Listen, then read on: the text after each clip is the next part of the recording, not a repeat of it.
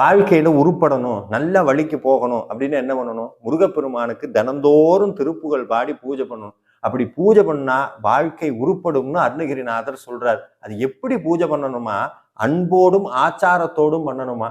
அன்புன்னா எதையும் எதிர்பார்க்காம முருகன் மீது வைக்கக்கூடிய அந்த தீராத காதலுக்கு பெயர் அன்பு. எதையும் எதிர்பார்க்காத அன்பு ஒண்ணு.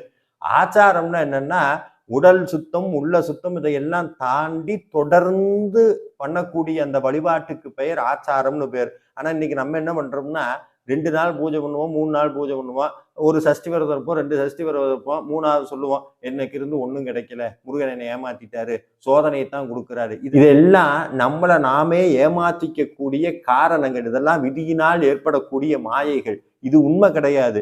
ஓர் உண்மையை சொல்றேன், முருகனுக்கு பூஜை பண்ணணும்னா கூடி முருகனுடைய அருள் இல்லாம பூஜை பண்ண முடியாது.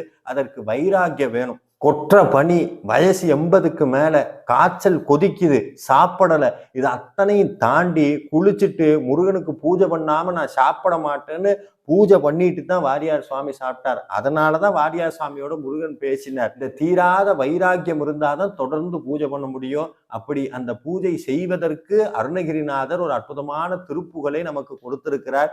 அதில் இருக்கிற ஒரு மகுடவரியை சொல்லுகிறேன்.